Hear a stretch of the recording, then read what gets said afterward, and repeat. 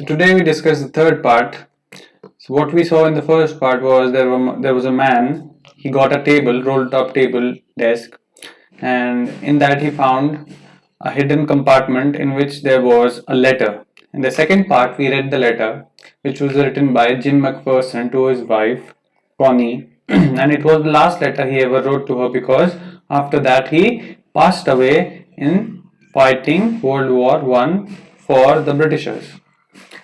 In the third part that we're going to read now, we see that the writer, the author, or the character who got the letter, actually goes to find Connie on the address that was mentioned on top of the envelope, where inside which was the letter. So now we read the third part. I folded the letter again and slipped it carefully back into its envelope. I kept awake all night. He could not sleep because it was such a big thing that he read. By morning, I knew what I had to do. I drove to Bridport, just a few miles away. I asked the boy walking his dog where Copper Beaches was. House number 12. So, if you remember the address, what was the address? I'll show you what the address was.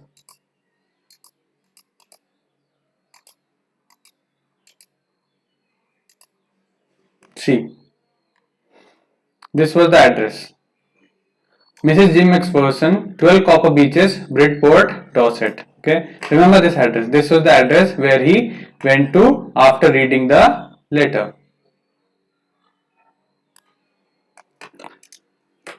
House number 12, he turned to, but nothing but a burnt out shell. So it was covered with wooden boards. Basically, it was now dilapidated. It was in a bad condition, the house. It was, the roof was gaping. Gaping basically means it was open. It had a hole. The windows boarded up. The windows were also shut down with boards. So you could not open the window. So basically, I'll show you a house which is boarded up.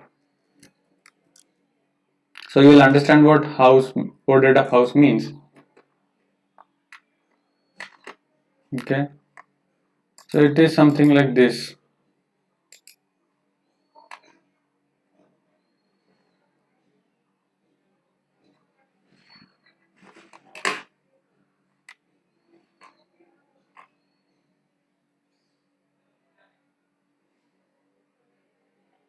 No, wait, I'll show you. Something like this. Okay.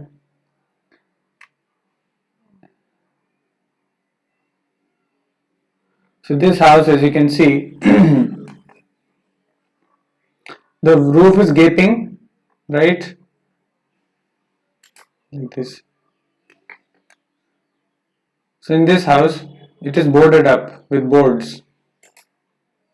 This one, right? So this has been closed down. The windows are boarded up. So they have put up boards so that no one can get in like that. Okay. So this is a boarded up house. The roofs are also gaping. There is a hole in the roof. The windows are boarded up. So this kind of house we found, which was the house of Mrs. McPherson, which was house number 12 in Copper Beaches. I knocked at the house next door and asked if anyone knew the whereabouts of Mrs. McPherson. So he knocked on the door next to this house to find out whether Mrs. McPherson lives, whether they know where Mrs. McPherson lives. Oh yes, said the old man in his slippers. So the old man who opened the door said, oh yes, I know where she lives. He knew her well. A lovely old lady, he told me. A bit muddle-headed, but at her age she was entitled to be, wasn't she?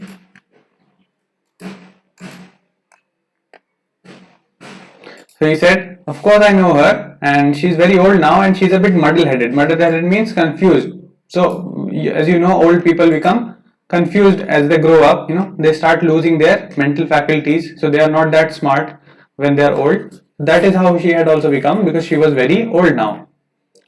101 years old. So Mrs. McPherson was now 101 years old. She had been in the house when it caught fire. So the house in which she used to live, it caught fire. So the house was on fire, and later that is why she had to abandon it. No one really knew how the fire had started, but it could well have been candles. She used candles rather than electricity because she always thought electricity was too expensive. So she did not, she had electricity at her home, but instead of electricity, she used candles because she thought electricity is very expensive. That is why she used candles. And the cause of the fire could also have been candles. The fireman got her out just in time. She was in a nursing home now, he told me. Burlington House on the Dorchester Road on the other side of the town. So she was still in that town, but she was on the other side of the town, living now in a nursing home now that she did not have a house of her own.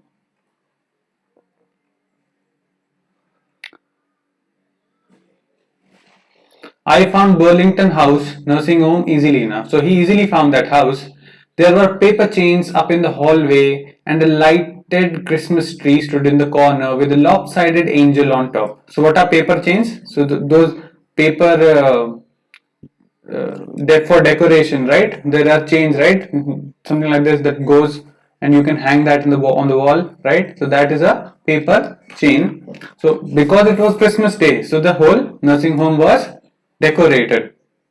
There were paper chains up in the hallway, and the lighted Christmas tree was also there in the corner. I said I was a friend.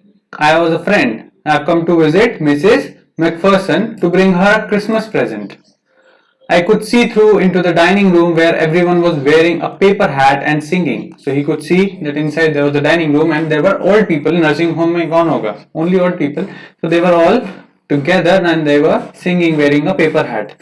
The matron had a hat on too and seemed happy enough to see me. So the matron is basically who?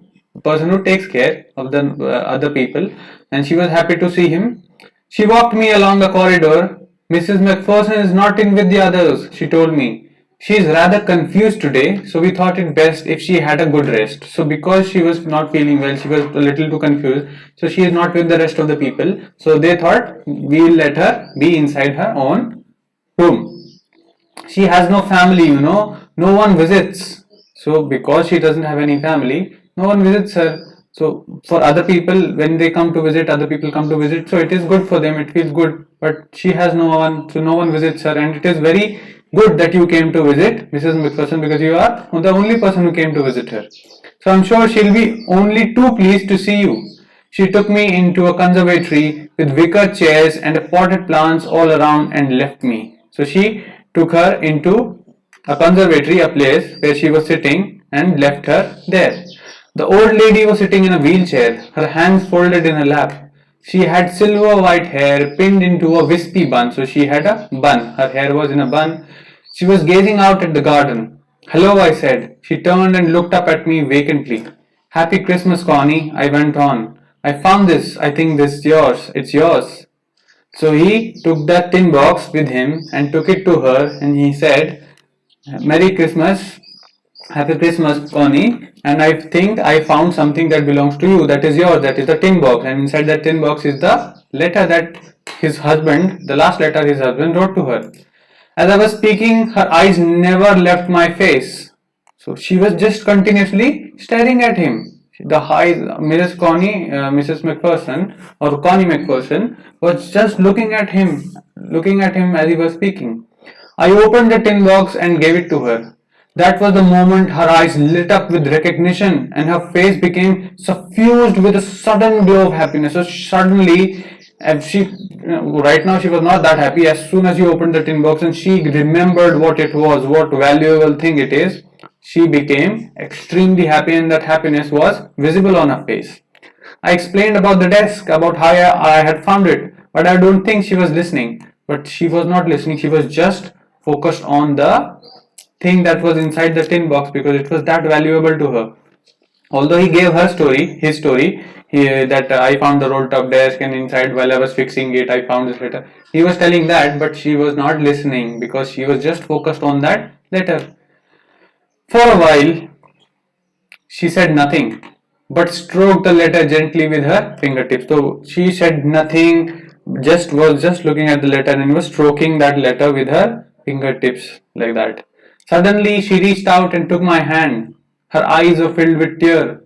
You told me you'd come home by Christmas, dearest. So now, who is she?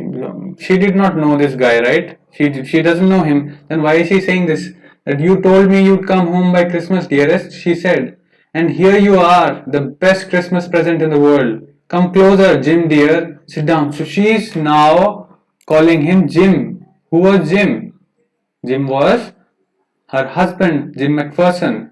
So now she's thinking that this is her husband who has come to visit her on Christmas, because as you remember, in the last part of the letter that he wrote to her, he said, by next Christmas I will be with you. This war will get over and I will be with you. So now she's thinking that Jim McPherson has actually come back, because he has come back with the letter. So she's thinking that the author is actually the husband, her husband. I sat down beside her and she kissed my cheek. I read your letters so often, Jim, every day. I wanted to hear your voice in my head. It always made me feel you were with me. And now you are. Now you're back. You can read it to me yourself. Now that you're back, you can read this letter to me yourself, because she used to read it every day. Would you do that for me, Jim dear? She's asking, like, would you read your letter to me? She's asking the author. I just want to hear your voice again. I'd love that so much. And then perhaps we'll have some tea. I've made you a nice Christmas cake, marzipan all around. So if you remember, Connie used to make very good cake, and on the top of that cake was marzipan. Marzipan was the cream that was on top of the cake. I know how much you love marzipan, obviously, because it was written in the letter also, and her husband also liked marzipan cake that she used to make, and it was the best in the world according to him. So she was so happy that at that age, even though she was mistakenly calling the protagonist, the main character, thinking that it is her husband, but it was not. But fortunately for her, it doesn't matter, because she is thinking that it is her husband, and the author also did not correct her that, I am not your husband. He actually let her enjoy that, because for her that is the best Christmas present in the world, that her husband is back with her, and she will now fortunately be happy, and she will be able to die in peace. So this is a very beautiful story as to how she got the best Christmas present in the world, Connie McPherson, that she had a letter, and in that letter was written that I will come to you on the next Christmas. And finally, when she was 101 years old, somebody brought back the letter to her, and she thought it is her husband, that she considered was the best Christmas present in the world.